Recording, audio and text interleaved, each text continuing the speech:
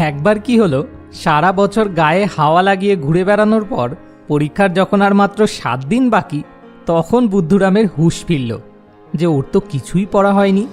কিন্তু হিমালয় পর্বতের মতো এই বিশাল সিলেবাস মাত্র 7 দিনে আর কিভাবে কভার হবে, এই দুশ্চিন্তা করে করেই বাকি 7টা দিনও বুদ্ধুরাম কিছু না পড়েই শেষ করে ফেলল। আর তারপর পরীক্ষার দিন সকালে উঠে নাকের জলে চোখের জলে একাকার করে বুদ্ধুরামের সে কি অবস্থা। বুদ্ধুরামের মতো যদি তুমিও এই একই অবস্থার দিকে এগোচ্ছ বা অলরেডি পৌঁছে গেছো, তাহলে আজকের এই ভিডিওটা তোমার জন্য লাইফ সেভিং একটা ভিডিও হতে চলেছে। কারণ যদি তোমারও পরীক্ষার দরজায় এসে কড়া নাড়ছে, অর্থাৎ খুব কম সময়ের মধ্যে হিমালয় পর্বতের মতো বিশাল সিলেবাস তোমাকে শেষ করতে হবে, তাহলে যাতে দুশ্চিন্তা না করে বরং খুব সহজেই সেটা শেষ করে ফেলতে পারো আর তার সাথে তুমি পরীক্ষায় ভালো ফলাফলও করতে পারো, সেটার জন্যই এফএসআর মেথড নামে একটা প্রুভেন 3 স্টেপ প্রসেস আজ এই ভিডিওতে আমি তোমার সাথে শেয়ার করব। তো চলো আর দেরি না করে শুরু করা যাক। Step number 1, filter. 80-20 প্রিন্সিপাল অনুযায়ী তোমার হিমালয় পর্বতের মতো সিলেবাসের মাত্র 20% পোর্শন থেকেই পরীক্ষায় 80% প্রশ্ন আসবে। আর যেহেতু তুমিও বছরের 80% সময় গায়ে হাওয়া লাগিয়ে উড়িয়ে ফেলেছ এবং এখন আর তোমার হাতে মাত্র 20% সময় বেঁচে রয়েছে, তাই এখন তোমাকে শুধুমাত্র সিলেবাসের সেই ইম্পর্টেন্ট 20% পোর্শনের উপরেই ফোকাস করতে হবে, যেখান থেকে পরীক্ষায় 80% প্রশ্ন আসতে চলেছে। এবার প্রশ্নটা হলো, তুমি কিভাবে বুঝবে সেই ইম্পর্টেন্ট 20% পোর্শনের মধ্যে কোন কোন প্রশ্নগুলো পড়ে? তার জন্য তোমাকে সাহায্য নিতে হবে প্রিভিয়াস ইয়ার্স কোয়েশ্চেন পেপারের।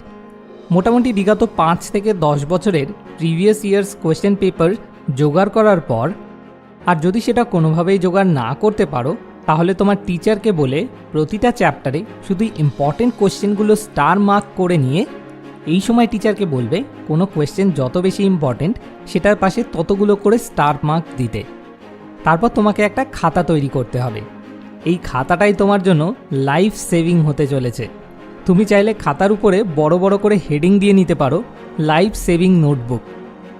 এবার সেই খাতায় এই বিগত 5 থেকে 10 বছরের পরীক্ষার প্রশ্নপত্রে যতগুলো প্রশ্ন এসেছে বা তোমার টিচার যে প্রশ্নগুলো মার্ক করে দিয়েছেন, সেই সবগুলো প্রশ্ন তোমাকে একের পর এক লিখে সেগুলোর উত্তরও একই সাথে মুখস্থ করে নিয়ে প্রতিটা প্রশ্নের নিচে নিচেই বই না দেখে তখনই লিখে ফেলতে হবে। এর ফলে প্রতিটা প্রশ্ন তোমার একবারেই পাকাপাকিভাবে তৈরি হয়ে যাবে।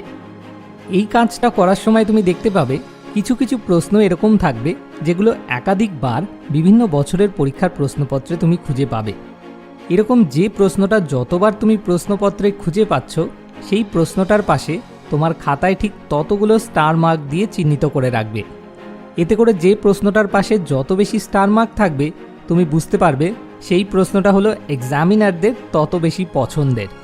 আর যে প্রশ্নটার পাশে সবথেকে বেশি স্টার মার্ক থাকবে, সেই প্রশ্নটার নাম দেবে রাজা প্রশ্ন।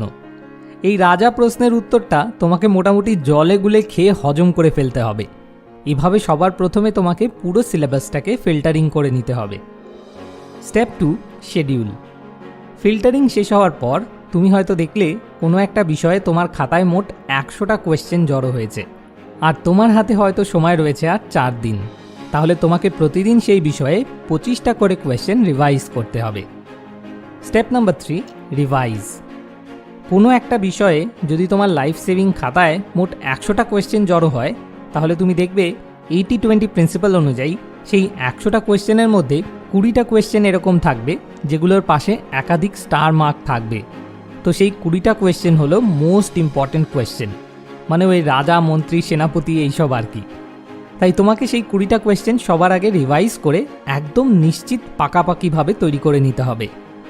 এরপর যদি সময় বেঁচে থাকে, তাহলে তখন লাইফ সেভিং খাতায় বাকি কোয়েশ্চেনগুলোও একবার করে রিভাইজ করে নিয়ে তারপর ফাইনালি তোমার মা, বাবা, ভাই, বোন কিংবা কোনো বন্ধুকে সেই খাতাটা দিয়ে তাকে তোমাকে পড়া ধরতে বলতে হবে। যদি তুমি তাকে সবকটা প্রশ্নের উত্তর ঠিকঠাকভাবে দিতে পারো, তাহলে তো তোমার আর কোনো চিন্তাই নেই। কিন্তু যদি কিছু প্রশ্নের উত্তর আটকে যায়, তাহলে সেগুলোকে গোল করে নোট ডাউন করে নিয়ে সেগুলোকে পরীক্ষা দিতে যাওয়ার আগে আবার একবার তোমাকে রিভাইজ করে নিতে হবে। তো এভাবে এফএসআর মেথড অ্যাপ্লাই করে তুমি খুব সহজেই তোমার হিমালয় পর্বতের মতো সিলেবাস খুব কম সময়েই তৈরি করে ফেলতে পারবে এবং পরীক্ষায় মিনিমাম 80% মার্কস তো নিশ্চিতভাবে তুলে নিতে পারবে। তো চলো সবশেষে একবার FSR মেথডের সবগুলো স্টেপ এক জায়গায় করে দেখে নিই। Step number 1, F for filter. Step number 2, S for schedule. Step number 3, R for revise. তুমি চাইলে এই স্টেপগুলোর একটা স্ক্রিনশট নিয়ে সেভ করে রাখতে পারো। সবসময় মনে রেখো, দুশ্চিন্তা করে কখনো সমস্যার সমাধান হয় না। সমস্যার সমাধান হয় একমাত্র যেটা দরকার সেটা করতে শুরু করলে। সবশেষে তোমার কাছে একটা ছোট্ট অনুরোধ, ভিডিওটা কাজের মনে হলে অবশ্যই নিজের বন্ধুবান্ধবীদের সঙ্গে ভিডিওটা শেয়ার করে তাদের লাইফ সেভ করতে সাহায্য করো। Thanks for watching. More wisdom, more solution.